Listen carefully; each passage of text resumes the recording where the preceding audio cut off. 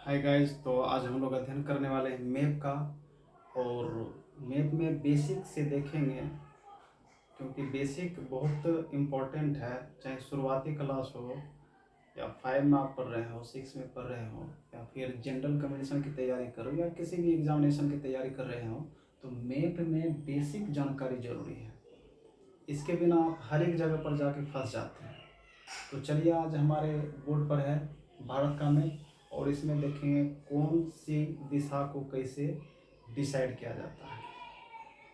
तो चलिए, कोई भी मैप लेते हैं, चाहे भारत का हो, बिहार का हो, हम लोग तो बिहार में रहते हैं भारत के, तो बिहार का हो, भारत का हो, या फिर विश्व का हो, किसी भी मैप को जब हम देखते हैं तो उसका ऊपर का भाग हर समय उत्तर उत्तर में रहता है। उत्तर मतलब नॉर्थ, इंग्लिश में हो गया नॉर्थ, और ऊपर हो गया उत्तर।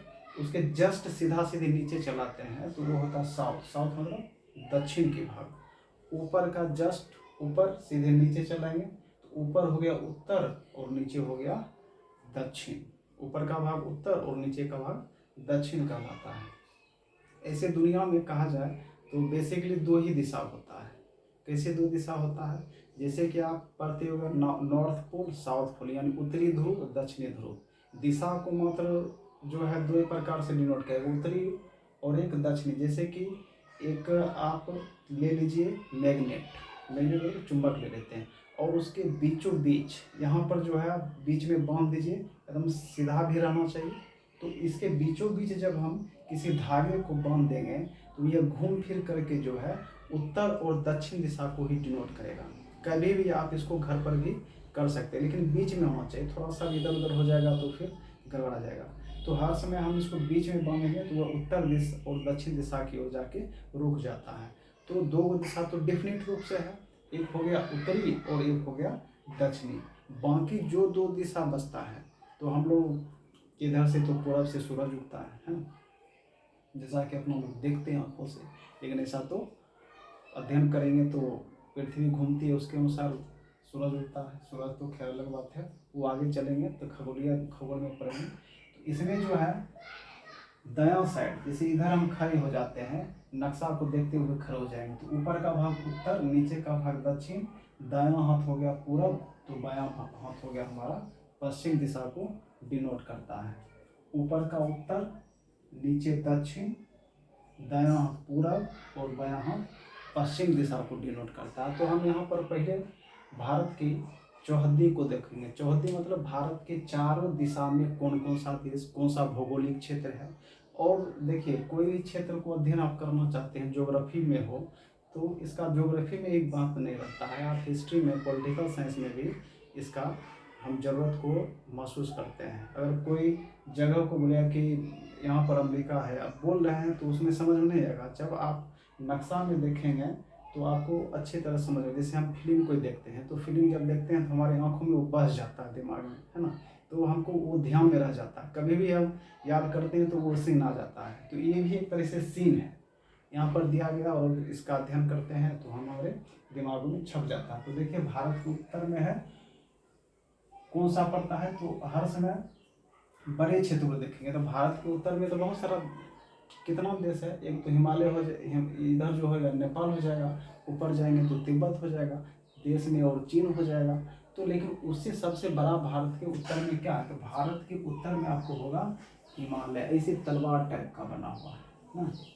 भारत के उत्तर में कौन सा है? हिमालय पर्वत है।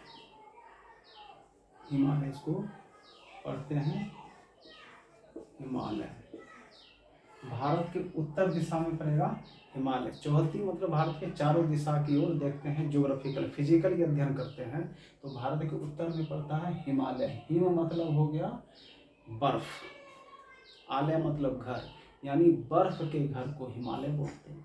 इसे शिव भगवान के घर को बोलेंगे शिवालय बोलेंगे। जहाँ विद्या अर्जन करते हैं तो उसको विद्यालय बोलते हैं। उसी प्रकार से जहाँ पर बर्फ होगा, क्योंकि यहाँ से आप जानते होइएगा, इसी का एक भाग है, बहुत सारा यहाँ से नदी भी निकलती है, तो बर्फ पिघलता है तो यहाँ से नदी निकलती है, यानी बर्फ पूरा भरा हुआ हिमालय पर। सियाचिन के बारे में आप सुने होइएगा, सबसे ऊंचा युद्ध का क्षेत्र, वहाँ पूरा बर्फ भरा हुआ आपको जमीन नज़र ही नहीं आएगा। तो यहाँ पर हो गया हिमालय, भारत के उत्तर में हो गया हिमालय। भारत के दक्षिण में आते हैं साउथ में, तो दक्षिण में जो है सबसे बड़ा क्षेत्र क्या होगा, यहाँ पर रहेगा हिंद महासागर। हिंद महासागर, हिंद महासागर। भारत का जैसे बहुत 5 गो नाम है। एक तो इंडिया सब लोग जानते हैं, भारत, हिंदुस्तान, आर्यावर्त, भारतवर्ष, 5 नाम है। तो हिंदुस्तान, भारत यानी हिंदुस्तान के नाम पर ही इस सागर का नाम पड़ गया हिंद महासागर। क्या कि बहुत बड़ा सागर है तो इसको महासागर बोलते हैं, है ना। ये हो गया भारत के दक्षिण में हिंद महासागर, भारत के ऊपर में यानी उत्तर में हिमालय, सही है। भारत के दक्षिण में हिंद महासागर। भारत के पूरब में क्या पड़ता है यानी ईस्ट में, तो देखिए यहाँ ये जो क्षेत्र है ये जमीनी भाग है, ये तो है ना, ये तो जमीनी भाग है, यानी इधर म्यांमार बर्मा जो बोलते हैं। ये जो है इसको, ये जो क्षेत्र है इसको बोलते हैं बंगाल की खाड़ी। बंगाल की खाड़ी, बंगाल की खाड़ी यानी बे ऑफ बंगाल।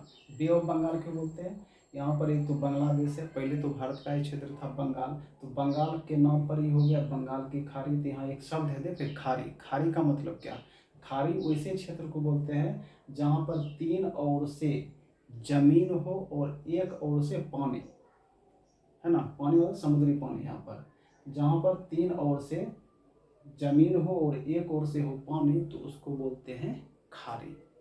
और इस क्षेत्र का नाम है बंगाल, तो इसको बोलते हैं बंगाल की खाड़ी। ये सब जो है हमारा समुद्र है, ये डॉट डॉट वाला जो भी क्षेत्र है ये टोटल समुद्र है, समुद्री इलाका है, यानी खारा पानी।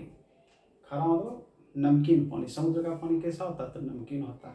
इधर हो गया बंगाल की खाड़ी, भारत के पूर्व में बंगाल की खाड़ी।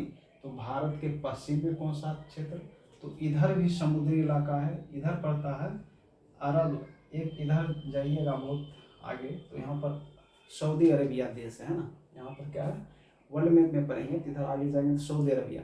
तो सऊदी अरेबिया के नाम पर ही जो है अरब सागर पड़ा है। इसका नाम क्या पड़ा, अरब सागर। बंगाल के खाड़ी पूरब में तो पश्चिम में अरब सागर, है ना, पश्चिम में अरब सागर। तो चलिए ऊपर से एक बार देखते हैं। भारत के उत्तर में हिमालय, भारत के उत्तर में हिमालय पर्वत, भारत के दक्षिण में हिंद महासागर, भारत के दक्षिण में हिंद महासागर। भारत के पूरब में कौन सा, भारत के पूरब में बंगाल की खाड़ी। भारत के पश्चिम में कौन सा क्षेत्र, तो इसमें पड़ता है अरब सागर, सबसे बड़ा क्षेत्र यही है अरब सागर। उत्तर में हिमालय, दक्षिण में हिंद महासागर, पूरब में बंगाल की खाड़ी, तो पश्चिम में अरब सागर। ये भारत का चौहद्दी है। अगर वही देश की चर्चा करते हैं तो भारत के जो है दक्षिण में हिंद महासागर यहीं पर पड़ता है एक श्रीलंका। श्रीलंका का नाम बहुत पहले रामायण में भी आता है श्रीलंका, जहाँ के रहने वाले थे रावण, बहुत ही विद्वान भाई साहब। तो रावण और राम के बीच की लड़ाई को तो जग जाहिर है, राम भगवान और रावण के बीच की लड़ाई। अब चलते हैं, ये जो क्षेत्र है छोटा छोटा द्वीप नजर आ रहा है, द्वीप उसको बोलते हैं जिसके चारों ओर पानी हो और बीच में एक जमीन का उठा हुआ भाग हो, तो उसको बोलते हैं द्वीप। यहाँ पे द्वीप का समूह है, एक द्वीप नहीं बहुत सारा द्वीप है। ये जो ऊपर वाला भाग होता है अंडमान और नीचे वाला भाग है निकोबार। ऊपर का भाग अंडमान, नीचे का भाग निकोबार, तो दोनों को मिला के बोलते हैं अंडमान और निकोबार। यह जो है भारत का ही क्षेत्र है। कभी आप सुनते होइएगा 1947 से पहले जब अंग्रेज रहते थे तो जो अंग्रेजों को ज़्यादा परेशान भारतीय लोग करते थे, तो उसको जो है अंडमान निकोबार में एक जेल बना के रखा हुआ था अंग्रेज। बहुत सताया अंग्रेज लोग भारतीय को, जान लीजिए। तो ये जो है अंडमान निकोबार में एक जेल था, सेलुलर जेल। वहीं पर काला पानी सजा देता था, काला पानी नाम से लगता है बहुत खतरनाक है। भारत ने जो बदमाशी किया उठा के ले आया और सेलुलर जेल में बंद कर दिया। चारों बल पानी ही पानी, 700-800 किलोमीटर तो कुछ है ही, इधर है ना भारत का क्षेत्र, तो भागेगा कहाँ, नहीं कितना दिन तक तैरेगा। तो ये जो है हमारा अंडमान निकोबार है। इधर जब आते हैं, ये भी भारत का ही क्षेत्र है और ये इसका नाम है लक्षद्वीप। लक्षद्वीप है, ये भी भारत का क्षेत्र है और ये भी भारत का ही क्षेत्र है। तो चलिए ऊपर से अध्ययन करेंगे। भारत के ऊपर में यानी उत्तर में हिमालय, नीचे में हिंद महासागर, पूरब में बंगाल की खाड़ी, पश्चिम में अरब सागर। अंडमान निकोबार किसका क्षेत्र? भारत का। लक्षद्वीप किसका क्षेत्र? भारत का। पूछेगा अंडमान निकोबार भारत के किस साइड में पड़ता है, तो किस साइड में पड़ता है? तो ये पड़ेगा पूर्वी, दक्षिण पूर्वी भाग में। किधर पड़ेगा? दक्षिणी पूर्वी भाग में। कभी कभी जो बीच में पड़ता है, जैसे ये क्षेत्र इसे मान लेते हैं, जो इस बीच में जो पड़ेगा इसको क्या बोलेंगे? जो इस बीच में पड़ेगा इसको, जो इस बीच में पड़ेगा उसको क्या कहते हैं? तो ऊपर का भाग तो उत्तर हो गया, इधर का भाग हो गया पूरब। तो हम आपको बताए थे दिशा तो दो ही है, एक उत्तर और एक दक्षिण। तो हर समय जब भी बीच वाला जो भाग आएगा तो दो एक दिशा लेकर के जो ओरिजिनल है उत्तर और दक्षिण, मेन इसी दोनों पहले को बोलेंगे। ऐसा नहीं है कि नहीं बोलेंगे तो गलत हो जाएगा, पूर्वी उत्तरी भी बोलता है, लेकिन जो मेन दिशा है पहले उत्तर और फिर पूरब। तो बोलेंगे इस दिशा में, बिहार किस साइड में? तो उत्तरी पूर्वी दिशा में पड़ेगा, इसको बोलेंगे उत्तरी पूर्वी, ठीक है। और इसमें जो आएगा इसको उत्तर पश्चिमी, लेकिन ऐसे लिखने में ज़्यादातर प्रयोग होता है पश्चिमोत्तर। जैसे राजस्थान किस भाग में? पश्चिमोत्तर। राजस्थान तो पश्चिम हो गया, ऊपर चल जाते पंजाब और चल जाते हैं पश्चिमोत्तर भाग में लोग बोलता है ना। तो ये जो है आपको उत्तर पश्चिम भी बोल सकते हैं, कोई दिक्कत नहीं, कारण कि जो मेन दो दिशा है पहले उसी को रखना है, बाद में दूसरे को रखिएगा। यहाँ पर इधर जब चल आएंगे तो इसको बोलेंगे दक्षिण पश्चिम, जब इस साइड में चल जाएंगे तो इसको बोलेंगे दक्षिण पूर्व बोलेंगे।